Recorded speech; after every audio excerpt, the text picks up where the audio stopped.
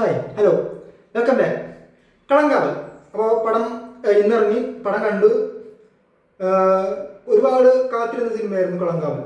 മമ്മൂട്ടിയുടെ ചെറിയ ഗ്യാപ്പിന് ശേഷം വീണ്ടും തിയേറ്ററിലെത്തി എത്തുന്ന സിനിമ എന്നതുകൂടി പടത്തിന് ഒരു ഹൈപ്പ് ഉണ്ടാക്കിയിരുന്നതായിരുന്നു. അപ്പോൾ പടം കണ്ടു, അതിൻ്റെ അഭിപ്രായം നമുക്ക് നോക്കാം എങ്ങനെ ഉണ്ടായിരുന്നു. കളങ്കാവൽ എനിക്ക് അത്യാവശ്യം മറക്കാൻ സിനിമ തന്നെയാണ്. നമുക്കിതിൻ്റെ കഥ ഏകദേശം അറിയാൻ പറ്റും. നമുക്ക് മുന്നേ കേട്ട പോലെ തന്നെ റിയൽ ലൈഫായിട്ട് ബന്ധപ്പെട്ട ഒരുപാട് സംഭവങ്ങൾ ഈ പടത്തിൽ പറഞ്ഞു പോകുന്നുണ്ട്. അതുകൊണ്ട് തന്നെ നമുക്ക് പടം തുടങ്ങുമ്പോൾ തന്നെ മനസ്സിലാവും ഇതിൻ്റെ ഒരു കഥ എങ്ങനെയാണ് പോകുന്നത്, എങ്ങോട്ടാണ് പോകുന്നത് എന്നൊക്കെ നമുക്ക് ഊഹിക്കാം. കുറച്ചൊക്കെ നായകൻ ആരാണ്, വില്ലൻ ആരാണ് എന്നൊക്കെ നമുക്ക് ഊഹിക്കാൻ പറ്റും. പക്ഷെ അങ്ങനെ ഊഹിക്കാൻ പറ്റുന്ന ഒരു പ്ലോട്ടാണെങ്കിൽ പോലും അതിൻ്റെ ഒട്ടും ബോറടിപ്പിക്കാതെ കൊണ്ടുപോകാൻ ഡയറക്ടർ പറ്റിയിട്ടുണ്ട് എന്നാണ് എനിക്ക് തോന്നിയത്. ചില സമയത്ത് കുറച്ച് ലാഗടിപ്പിക്കും, അങ്ങനെയൊക്കെയും വളരെ കുറച്ച് നേരം സെക്കൻഡ് ഹാഫിൽ. പക്ഷേ എങ്കിൽ പോലും അത്യാവശ്യം ഗംഭീരമായിട്ട് തന്നെ പടം എടുത്തു വെച്ചിട്ടുണ്ട്. അതിൽ തന്നെ പ്രധാനമായിട്ടും പറയാവുന്നത് നമുക്കറിയാം, മമ്മൂക്ക വില്ലനായിട്ട് അദ്ദേഹത്തിന് റോൾ കൊടുത്താൽ നായകൻ ആരാണെന്നുള്ളത് നമുക്ക് മറന്നുപോകും. ഗംഭീരമായിട്ട് എടുത്തിട്ടുണ്ട്. ചില സീനുകൾ അത് തിയേറ്ററിൽ തന്നെ പോയി കാണണം.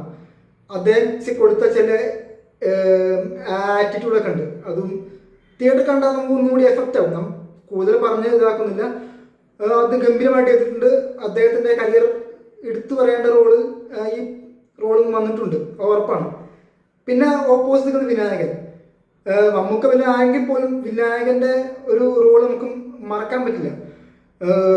നമ്മൾ വിനായകനെ മുന്നേ കണ്ട സിനിമകളിൽ നിന്നും ഒരുപാട് വ്യത്യസ്തമായൊരു റോൾ തന്നെയാണ് ഇതിൽ. മുന്നേ കണ്ട ഷെയ്ഡുകളൊന്നും തന്നെ ഈ പടത്തിൽ നമുക്ക് കാണാൻ പറ്റില്ല. അങ്ങനെ വ്യത്യസ്തമായി അദ്ദേഹം ആ റോള് ഗംഭീരമായിട്ട് ചെയ്തിട്ടുണ്ട്.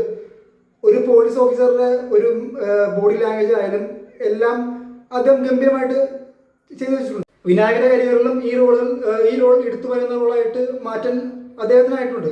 പിന്നെ ഈ പടത്തിൽ 21ഓളം ഹീറോയിൻസ് വരുന്നു എന്ന് പറയുന്നത്, അതിൽ നമ്മൾ ലെങ്ത് വെച്ച് നോക്കുമ്പോൾ എല്ലാവർക്കും ഒരുപാട് റോൾ കൊടുക്കാൻ പറ്റില്ല. പക്ഷേ എങ്കിൽ പോലും അദ്ദേഹം ആ 21 പേർക്കും അവരെ പ്ലേസ് ചെയ്ത രീതി ഗംഭീരമായിരുന്നു. അതിൽ തന്നെ രജിഷ വിജയൻ, ഗായത്രി അരുൺ, അങ്ങനെ ചിലർക്ക് മാത്രമേ കുറച്ചധികം റോളുകളുള്ളൂ. നായകന്മാരും പിന്നെ പ്രധാനമായിട്ട് വരുന്നത് ജിബിൻ ഗോപിനാഥ് വരുന്നുണ്ട്, അസീസ് നെടുമാട് വരുന്നുണ്ട്. അങ്ങനെ ബാക്കി വരുന്ന ആൾക്കാരിൽ എല്ലാവരും തനിക്ക് കിട്ടിയ വേഷങ്ങൾ ഗംഭീരമായിട്ട് തന്നെ ചെയ്തു വെച്ചിട്ടുണ്ട്. ആരും മോശമായി എന്നൊരു ഫീൽ എനിക്കുണ്ടായിട്ടില്ല. ഇന്നത്തെ കഥ നമുക്കറിയാം ഓൾറെഡി.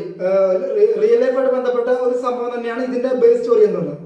നമുക്ക് കഥ അറിയാവുന്ന കഥ ആയതുകൊണ്ട് തന്നെ നമുക്ക് ഒട്ടും ബോറിംഗ് ആവാതെ പോകണമെങ്കിൽ, നമുക്ക് കണ്ടിരിക്കുമ്പോൾ ഒരു ആകാംക്ഷ ഉണ്ടാകുന്നെങ്കിൽ ഒരു ത്രില്ലിംഗ് ആയിട്ടുള്ള ഒരുപാട് എലമെന്റ്സ് കൊണ്ടുവരണം.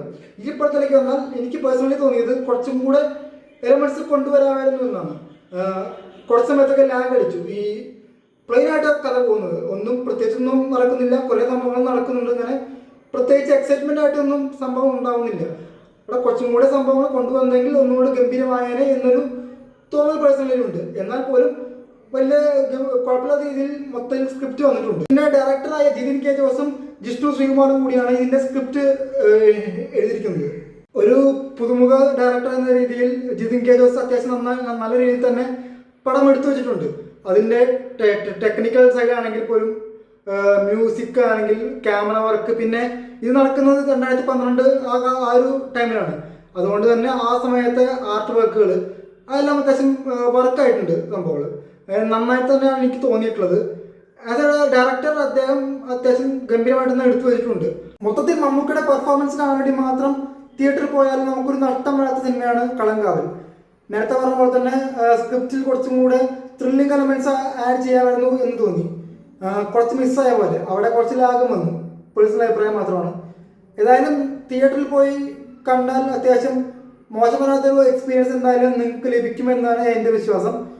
ഏതായാലും ഒന്ന് പോയി കണ്ടു നോക്കൂ, എന്നിട്ട് അഭിപ്രായം അറിയിക്കൂ. ഏതായാലും താങ്ക് യു.